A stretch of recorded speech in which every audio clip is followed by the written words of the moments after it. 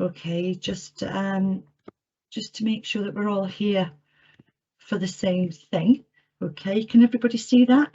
Can somebody give me a thumbs up or yes? I've got some nods, thank you very much. So what I'd like to start to do is just to introduce myself. So I'm a registered social worker, I'm a social work practice educator, designated safeguarding lead for children and vulnerable adults, and a Safe Lives accredited service manager. And I do a bit of training, not so much internal training now, but training for external organisations like Health Education England and Greater Manchester Police and Manchester Safeguarding Partnerships. I've been with the Pankhurst Trust, which incorporates Manchester Women's Aid, for 10 years now. The Pankhurst Trust is sort of the heritage side. Our head office is Emmeline Pankhurst House, and Manchester Women's Aid is the domestic violence and abuse operational side.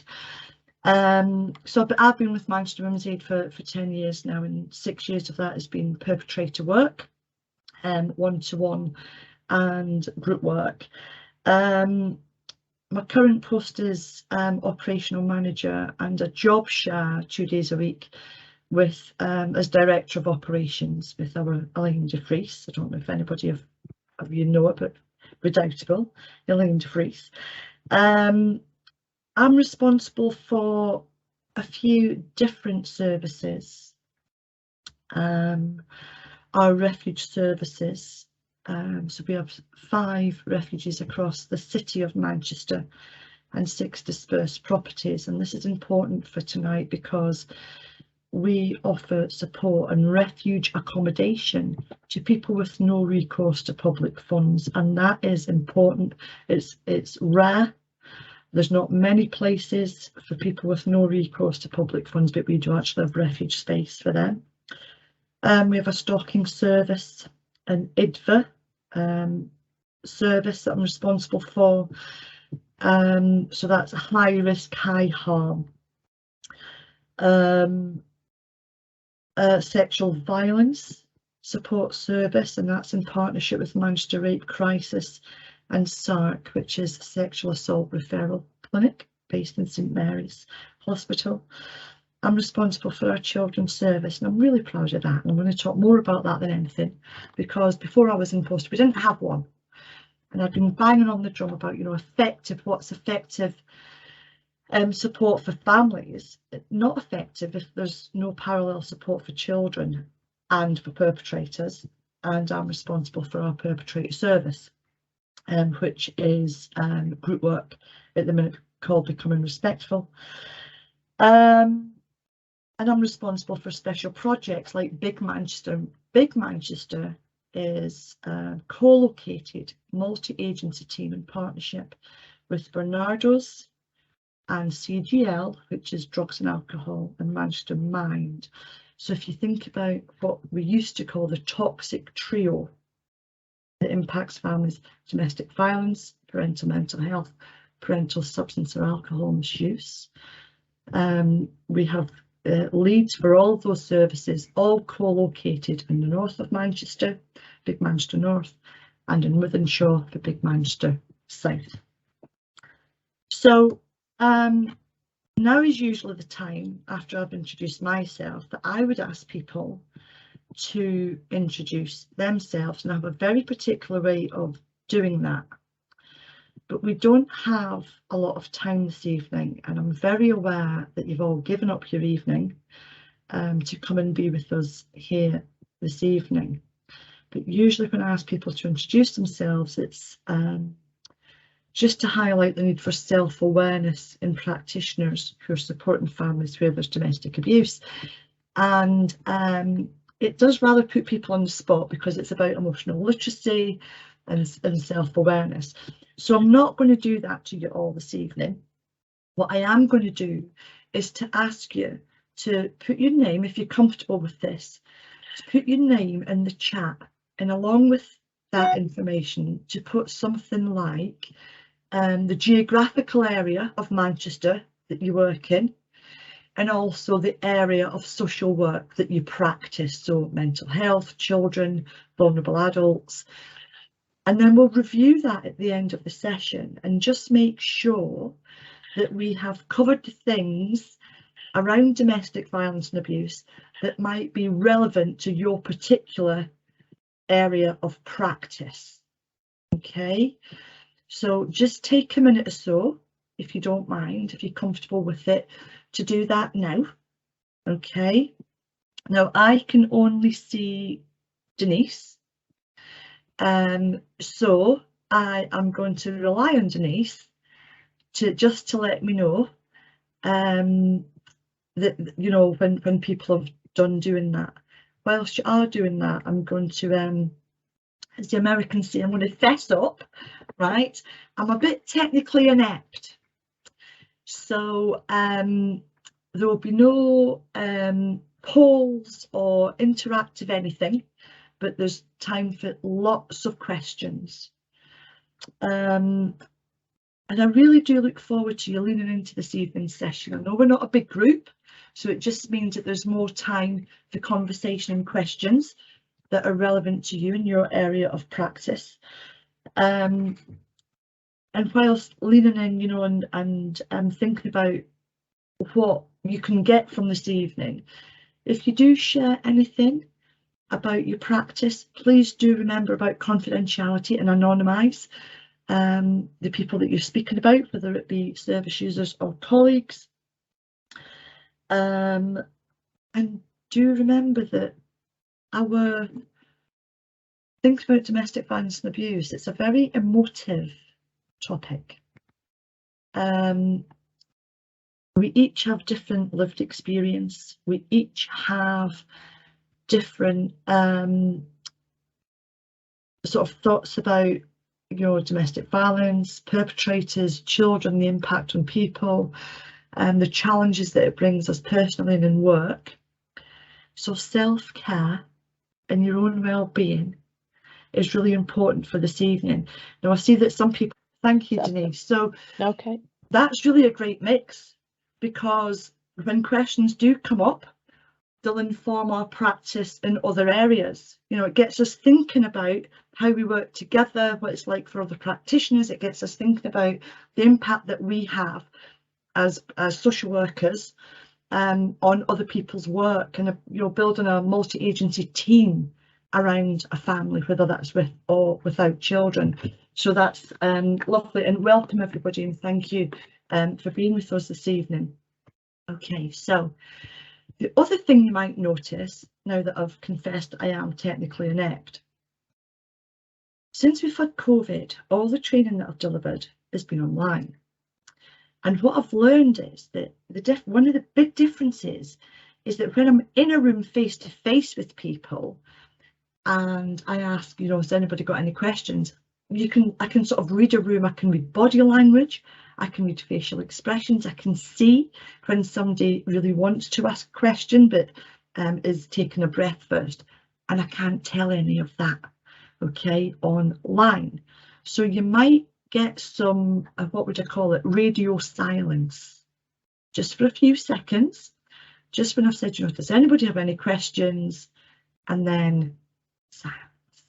And it's just to give people time that may be a bit technically inept, like I am, just to sort of take themselves off mute, or just to sort of phrase the question the way they want it to be heard and take themselves off mute. Okay, so don't worry if there is a few seconds radio silence, it's just to give people time to join in.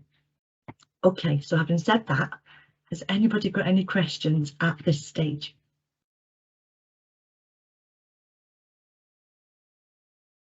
You can raise a virtual hand, or you can take yourself off mute. No questions yet.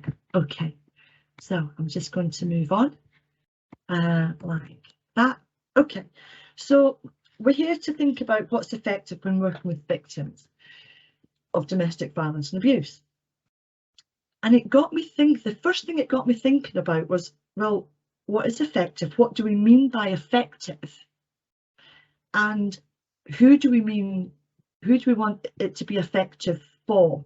Okay, now having been a statutory social worker and knowing the duties and the time frames and the deadlines that statutory social workers have, I think it's really important to just acknowledge that we might just want the work to be effective for us, yeah, as practitioners.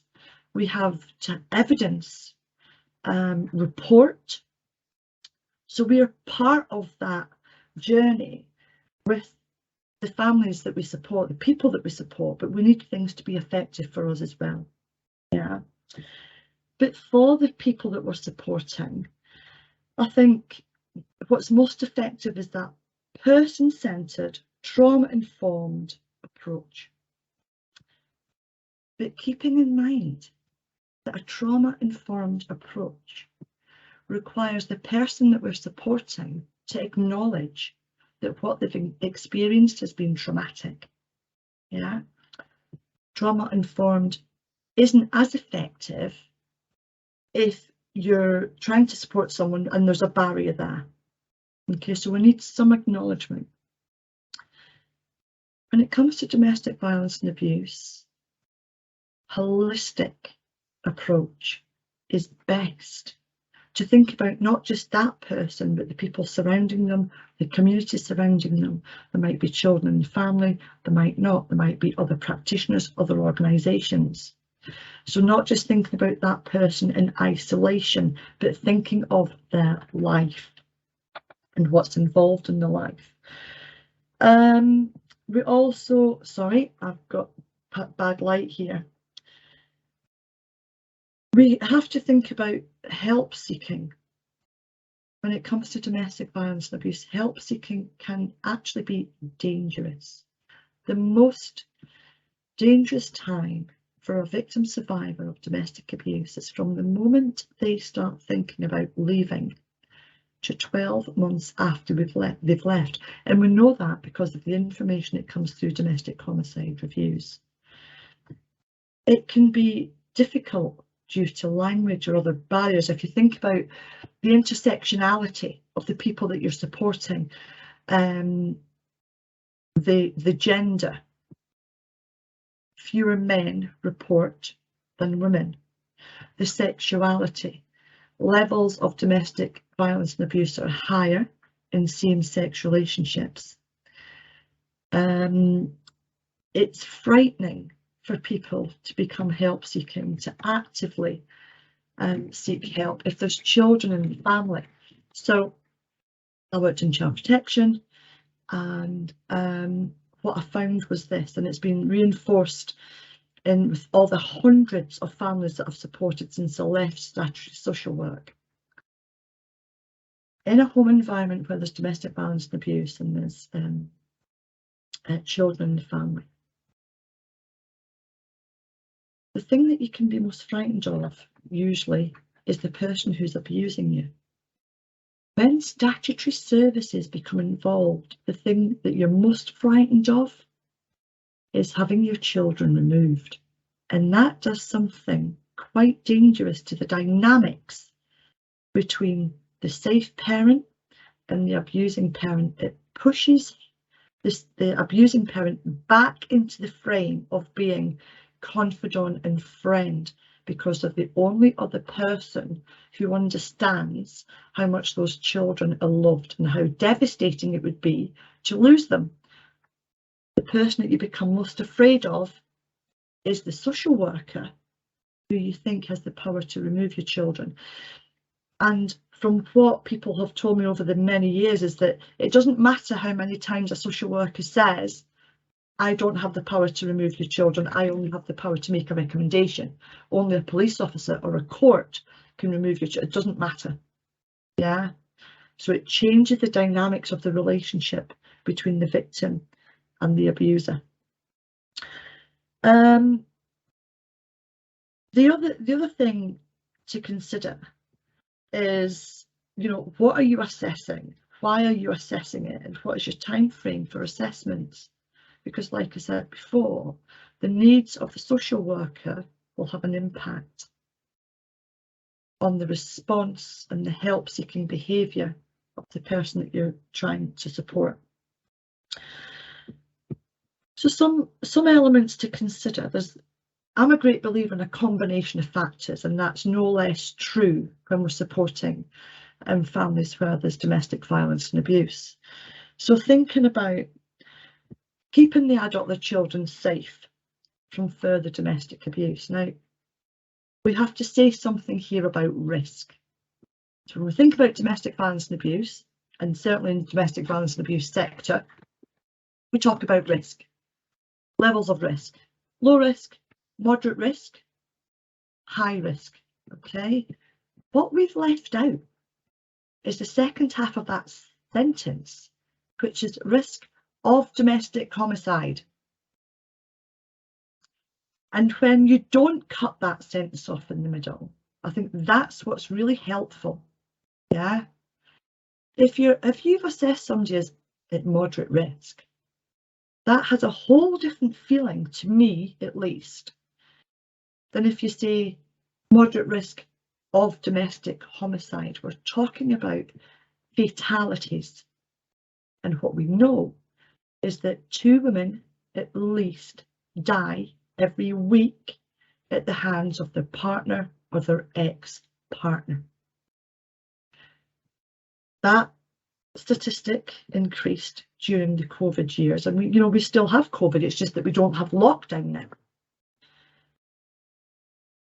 That's more than 100 people a year are dying at the hands of the partner or ex-intimate partner. And that's not counting all the thousands and thousands of families where the risk of domestic homicide isn't that high. It's moderate or low. But the other thing that we know is, from domestic homicide reviews, is that people who kill their partner or ex-partner have either 80% of them, or just slightly above 80% of these people who've committed murder, have either never been assessed by any organisation or have been assessed at low to moderate risk. So risk of domestic homicide fluctuates very quickly. Each individual person and family have their own triggers, have their own lived experience, have their own ways of coping and coping strategies. Yeah.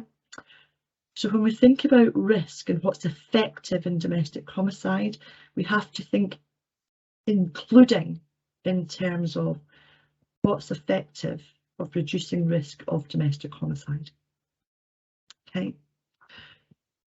So this is sounding heavy already, but it's why I said at the beginning that it's an emotive topic, and self-care for these sessions really is important.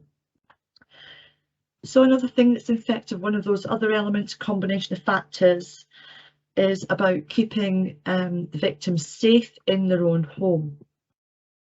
So we have to think about who are we including, landlords. Is there a safety plan? Have we identified that person's support needs and safety needs, or have they told us what their safety needs are? How are they already managing?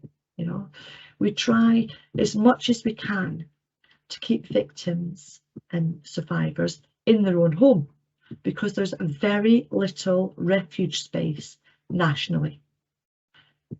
We are always full. I think the longest we've gone recently with a vacancy for more than a single woman is a day and a half. And that is the same picture nationally. So we do all we can to keep people safe in their own home. Now that might mean target hardening, window locks, door locks, external lights, higher fences, a front door with no letterbox on. All these practical issues, practical needs have to be taken into consideration when we're thinking about effective support. What's effective, not just for us, but for the people that we're supporting.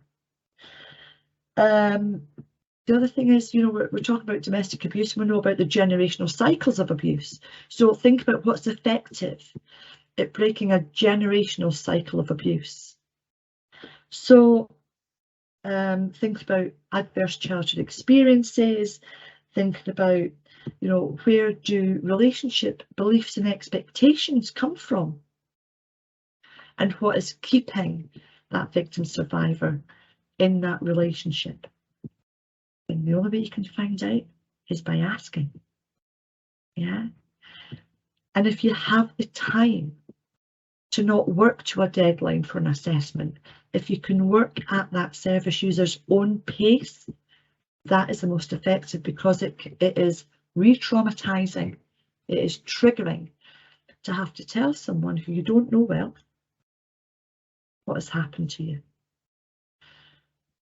The tools, we're going to talk about tools in a few minutes, but you know, the standard tool, it used to be called the CADA-DASH. I don't know if anybody remembers it being called the CADA-DASH. So CADA was coordinated action against domestic abuse, and that was the name of the organisation. Quite a mouthful. Now called Safe Lives. Much easier to roll off the tongue. And the DASH, which stood for domestic abuse, stalking, harassment and honour-based violence, is now a RIC. So instead of a CADA-DASH, we have a Safe Lives RIC. Much easier to say and remember. The same 24 questions. Now in Greater Manchester, the RIC, the Risk Indicator Checklist, has recently been updated. So if you are in Greater Manchester anywhere and you're not using a RIC, a Risk Indicator Checklist, that's not bright yellow, you're using the wrong one, because it has recently been updated, and they made it bright yellow, so there was a visual indicator that this is the one you should be using now. Okay. So thinking about breaking that generational cycle of abuse, this is where we come into this. Well, I can't speak for everyone, but for me and for Manchester Women's Aid, it's essential that as well as offering the adult support, we offer the children support. So what we do at Manchester Women's Aid is we provide therapeutic play, yeah, child-led, completely child-led. So, and what that means is that we don't go along with a host of things and say, this is what we're going to focus on today. We go along with games and puppets and sand and glitter and all that great stuff, and lay it out and take every lead from the child. So I worked with a child where I had to be a banana every session for 45 minutes, and let me tell you, I'm a great banana, because this is not a banana. This is a banana, and I'll never forget that. And that child talked about how that banana was stuck and black and brown and bruised. She didn't talk about domestic abuse. I never asked her about domestic abuse, but she talked about that banana. So it's important when we think about what's effective for children to see the themes in what they are saying. Yeah, they don't always use exact terminology to tell you what's going on in their life. I worked with a child where every session we played houses, and we've been there about 10 sessions, and she said, there's a fire. And every part of me as an adult and a grown-up wanted to say, right, we have to get out. But you can't in a child-led session. In a child-led session, you have to say, I wonder what will happen now, and wait for an answer. And it's really hard. She said, right, well, you have to ring 999. I'm like, do I know the number? Will I get through? And she said, so I got through, and she told me what to say, and then she sent me into the house to get the dog that in real life she didn't have.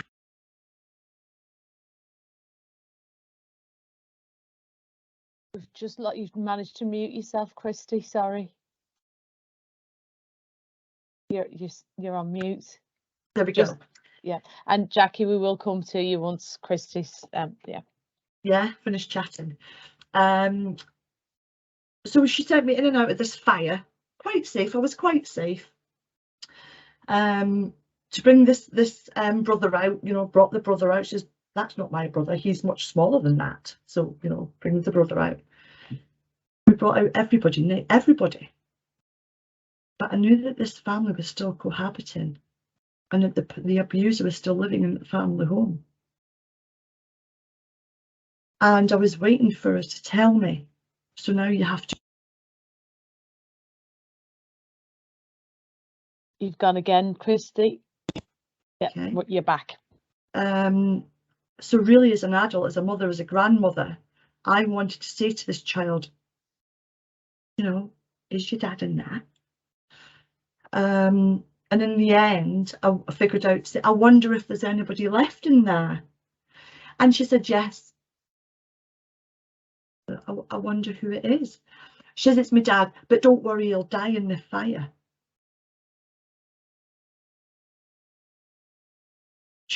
So as a child-led session, I couldn't say what I wanted to say. As a practitioner, as a social worker, as a parent, as a grandparent, what I wanted to say was, well, I know he's like really scary to you sometimes, but we actually can't let him die in the fire.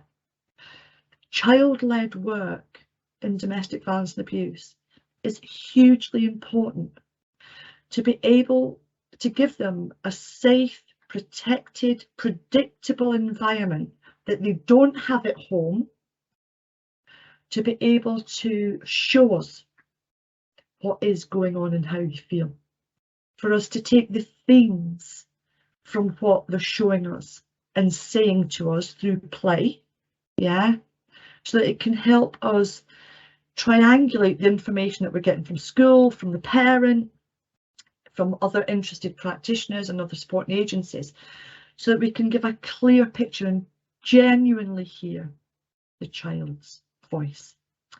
So a very important part of working effectively with families where there is domestic violence, and to help break that generational cycle of abuse. The other thing that has to be taken into consideration when we're supporting families is helping them sustain successful separation. Where there's children involved, a cycle of abuse can last a few weeks, it can last a few months. So I worked with a family where their cycle of abuse lasted a year. So every year they had a baby for the past 7 years. And every March, the mother got support to keep her abusing partner out of the house.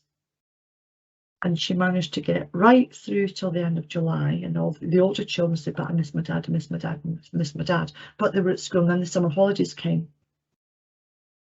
And then she was effectively a single mum with 7 children at home, yeah, and found it really difficult to cope. And the children ramped up that pressure. But I miss him, I want him home, we love him.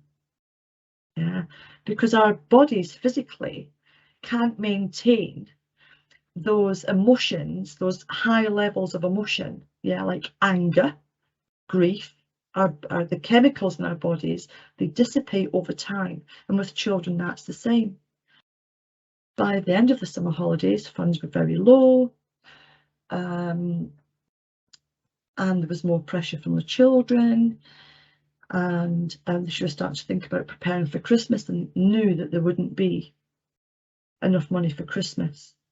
And that's when she was taken back round about November to be sorry. He would miss her very much. He'd never do it again. He was getting support, he was getting help, all these things, all the things that she needed to hear in order to believe it was safe to take him back, and therefore did. But of course, soon after the weeks, walking on eggshells, emotional and psychological and verbal abuse, which tipped over into physical abuse and sexual abuse just in the new year. So their cycle of abuse lasted a year. For other families, it's very different. It can be a week, a month. But we have to speak to our families to find out what's going on for them. Yeah. So we're working at their pace, with their information, with them as the expert in their situation. Christy, is it okay for Jackie to come in at this point with her question? It is. Yeah. Jackie, over to you. No, I was only going to ask what the age range was, Christy, that you did therapeutic play with. You know, that was all. Okay, so we offer therapeutic one-to-one sessions to any child from the age of 5. And we provide heuristic sessions for mums and preschoolers. So that is around the senses. Heuristic plays around the senses, what we see, what we smell, what how things feel. Yeah, and it helps. Heuristic play sessions help with several things. It helps the parent understand the child's world and how the child understands their world. It helps with reattachment if there's an insecure attachment there. It doesn't cure anything, it's not a cure, but certainly it helps with bond and attachment. And it gives, again, that safe, predictable environment, protected environment for mum and child to be together one-on-one with guidance from whoever is delivering the heuristic play sessions.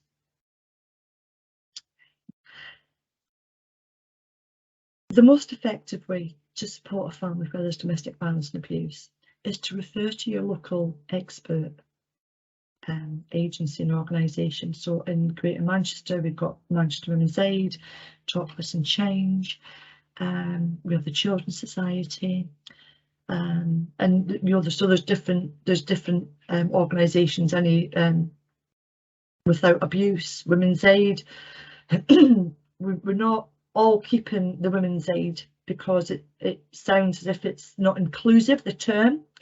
So some Women's Aids have like Trafford Without Abuse. We've kept the initials but changed the language because it's more inclusive language. Okay. Certainly I don't remember as a statutory social worker having all the time to do all this work, even although I wanted to do it. Yeah. Didn't have the time, and to build a team around that family, yeah, that would each provide the lead for that area of support. So get to know what's in your area, and I've already said I will send a list of what's across Greater Manchester and nationally, like Paladin, and for stalking, Susie Lamplugh Trust, Respect for male victim survivors, and also Respect for male perpetrators. Okay, we'll talk about their toolkits and everything. Does anybody else have any other questions at the minute? No? Okay. No hands showing, no. Okay, so and also, Chrissy, just to let you know as well, you've had some new people have joined us as well, so we're just welcoming them in the chat field. Yes, that's marvellous, thank you. Okay, so effective assessment tools. So there's lots of things. We talked about what was the CADA Dash and is now the Safe Lives RIC. I'm just going to see if I can bring this back up without muting myself. There we go.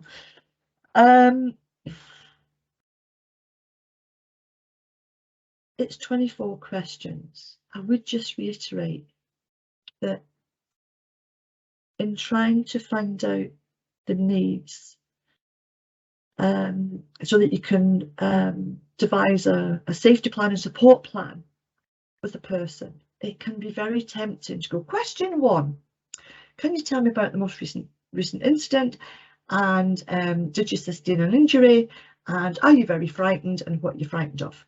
Yeah, has he ever tried to strangle, choke or drown you? Have you ever been made to do anything of a sexual nature that made you feel uncomfortable? It can be very tempting just to extract those little bite-sized bits of information, but actually completely re-traumatizing for a lot of people, triggering, and very difficult to trust a practitioner to give all this very intimate knowledge and detail to.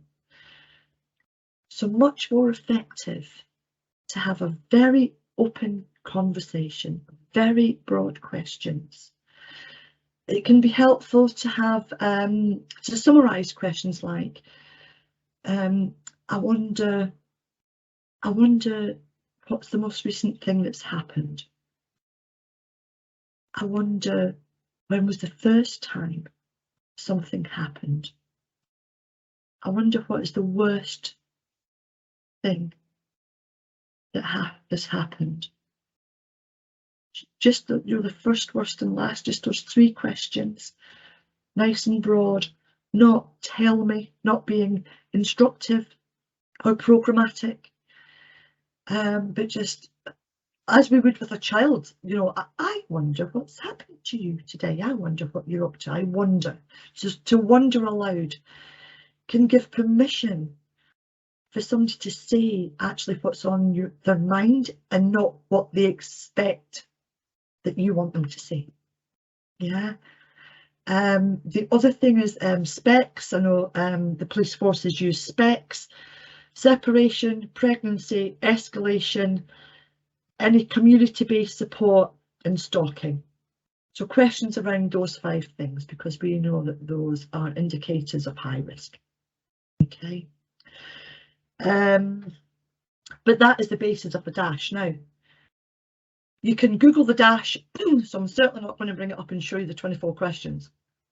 You can find, if you Google it, it'll come right up, and like I say, in Greater Manchester it's now bright yellow.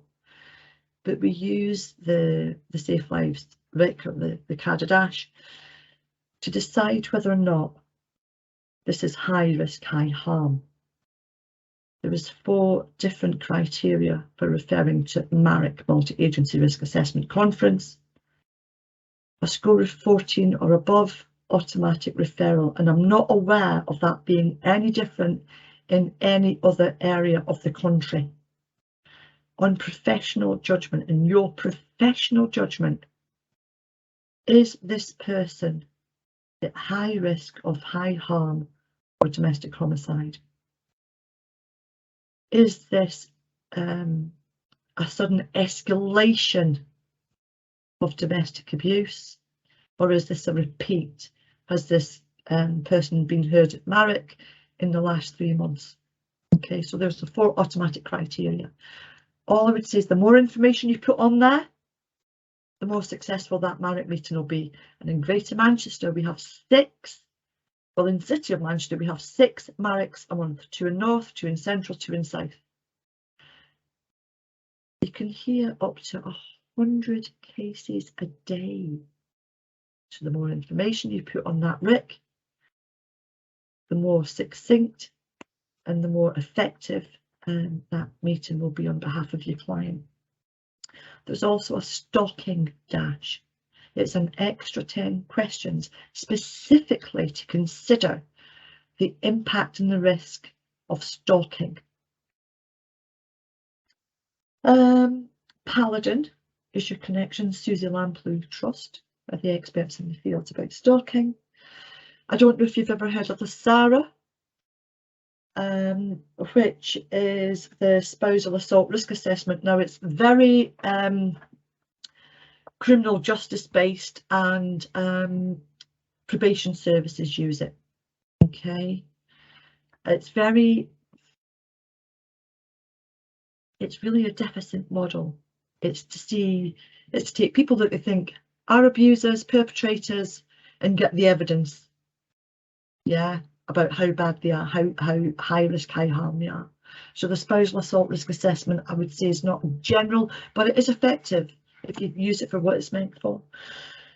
Respect have several toolkits, and the one that we use is a toolkit for working with and supporting male victims.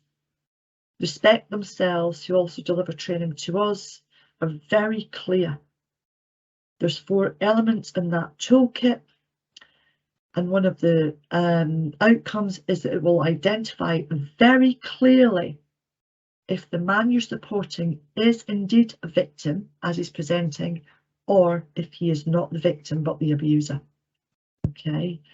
Respect reckon that more than 70% of men who present as victims are actually the perpetrator of abuse. one of my personal favourites is the Eureka. I don't know if anybody's heard of it. It's the University of Rhode Island Change Assessment Tool. Okay, it looks very scientific and formulaic, and there is 34 questions, and each answer has a numerical value, and you enter those numerical values in the grid below, and then it tells you at what stage of change, pre-contemplation, contemplation, action, that your service user is at. Now, it doesn't really. It's an indicator. But what's great about the Eureka is that it generates this really rich conversation, yeah? At the very least, could say, do you agree with that? Do you think that's where you're at? Is that a surprise to you? Yeah, so you get this really, really rich conversation from a Eureka, yeah? And sometimes a bit of a giggle filling it out as well, because it is a wee bit complicated. Another favourite of mine when we're working with families for this domestic violence and abuse is a blob tree. And I love to use a blob tree with adults because it's a huge surprise, because there's no reading or writing involved, yeah, and because again it creates a sort of less formal atmosphere but gets you very formal information, and you can use it in conjunction with life story work. You can use it with glitter and feathers and crayons and felt tip pens, and it's very creative, and it encourages that richness of thought and reflection. It's also nice to use one massive blow up a blob tree onto flip chart paper size and use it with every member of that family, so they can see where they're all at, so a parent can see where the children are at, yeah? And it really Christy, can depict... Sorry to interrupt, just on that, is the blob tree the same thing as the jelly bean tree or the jelly baby tree? I expect it is, yes, because so it looks people like in different lots of images jelly babies, yeah, sitting, standing, falling off, lying beneath the tree, yeah? But yes, that's exactly what it looks like to me. It looks like a jelly baby tree. More formal assessment tools which are very effective. Strengths and difficulties questionnaires, to do one with the teacher and one with the parent. And then if you think about your own assessment, your own observations, you can really triangulate where there's gaps, where different people in a child's life see things through a different lens, yeah? And it really helps inform formal assessments. Of course, there's the graded care profile, because we know that where there's domestic violence and abuse, there's also often child abuse. So the graded care profile, I think we're still on number 2, is an important tool to consider. So all of these are tools that can be considered when working with families where there's domestic violence and abuse. Family Star, the Warwick Edinburgh Mental Wellbeing Scale, again, tools to consider. I like the stars and the Warwick Edinburgh because it's short. Again, you can colour it in, and you can keep beginning, middle and end of the journey, end of support, and it's a nice visual indicator to give back to families and say, I don't know how you're feeling, but look at how far you've come. Yeah, the snapshots that provide comparisons. Don't know if anybody else uses any other tools that they want to share with us. Does anybody use anything else? Does anybody use maybe a formal, or have something that's perhaps less formal that they use in the work with families where there's domestic abuse concerns? Or maybe stick it in the chat if you think of something, because everything that we can share between us today, you know, can only improve our practice. The only other thing I've got is the things to keep in mind. Okay, so I am, I think, going to move on a slide.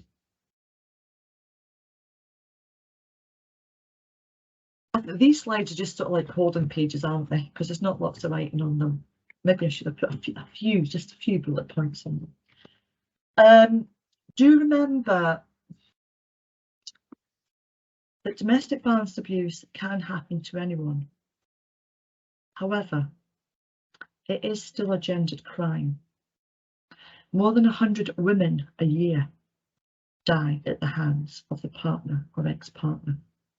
Okay, this remains a gendered crime.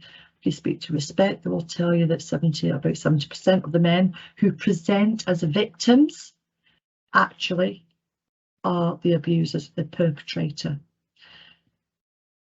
Perpetrators are very skilled at manipulating not just the people in their household, but professionals too. I have seen social workers and a head teacher move furniture in a core group meeting so they could sit on the same side of the table as the perpetrator, because he was presenting very successfully as the victim.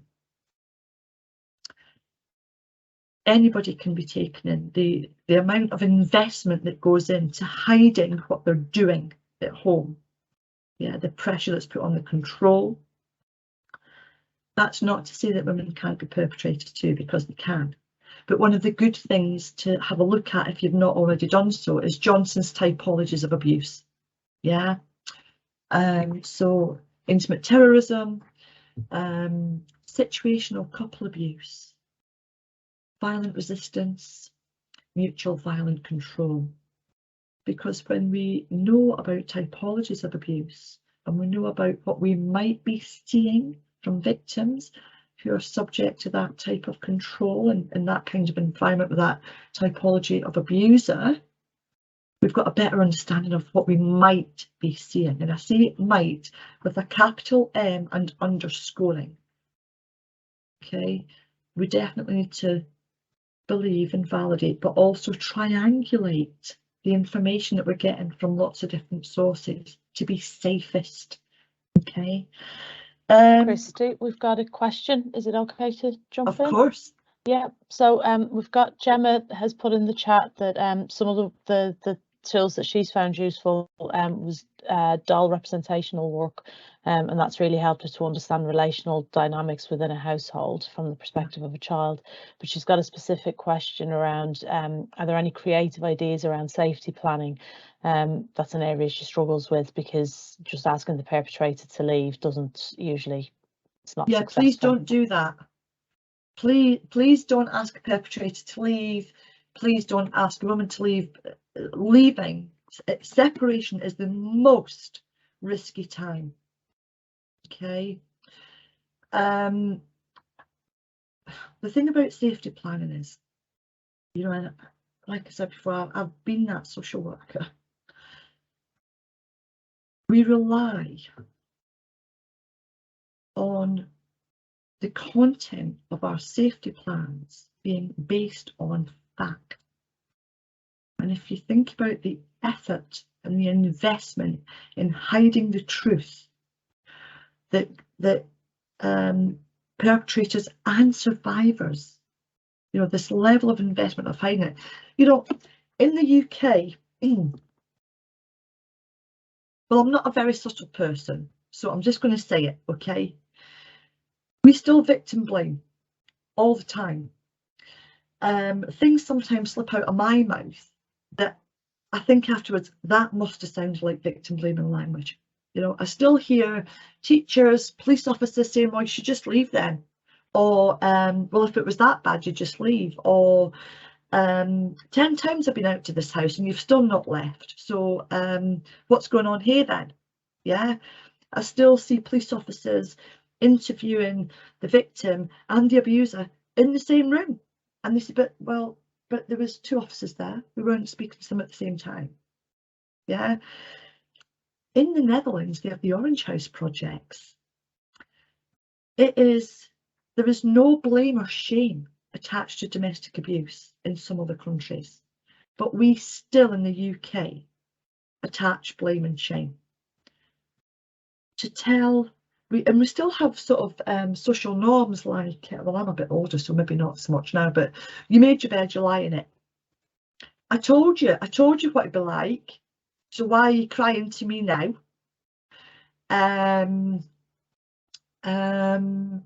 Well, you knew what he did to his last partner, or you knew what she did, you know what they did, so you got with them. So, you know, what? So we still, there's this whole social norm in the UK around victim blaming, around not getting involved, around judging. Yeah. So to be creative around safety planning, I'd say identify your victim survivor and give them every opportunity to tell you the truth.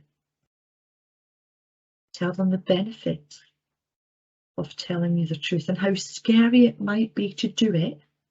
Yeah, but how a safety plan written on gappy information is a waste of their time, a waste of yours, and will not keep anyone safe. The thing that mums especially become most frightened of, and what dads tell me too, is that they're most frightened of the social work removing the children. Yeah, so they'll tell them, they'll say anything. And it's not just about disguised compliance, it's about genuine, deep-rooted, to the core fear that they will lose their children. So the temptation must be huge to say, yes, I'll leave, I'll change my locks, I won't let him in, and I'll call the police every time he comes round. The temptation to tell you what you want to hear as social work must be massive. And at the same time, you've got somebody saying, well, they won't believe you anyway, or they'll take the kids, and I'll tell them you're a rubbish parent, and they'll take the kids anyway. So just every opportunity to be honest and really reinforce the benefits of being honest and the difficulties, you know, that genuine positive regard for the situation, and to work at their pace as much as you possibly can whilst you're sticking to your assessment deadlines. Yeah, involve the expert organisations like Manchester Women's Aid. Yeah, because we have the tools and the expertise and the training and everything else, the drop-ins, the group work, you know, the children's sessions, to build I was going to say a trusting working relationship, and that is what we hope to work towards. It's what our aim is, but to understand that some people are never going to get there, and it might be because of the current or the historic experiences with services. It might just be because they grew up in an environment where, you know, my dad went out on a Friday and drank half his wage and come back and back my mum. But you know what? Everything was fine by Saturday morning. It just might be their norm. So we can't impose things on people. That never works. We have to hope to get them at a time and in a place where they can explore and unpick. Where are you at? Where do you want to get to? How can we help you get there, Stina?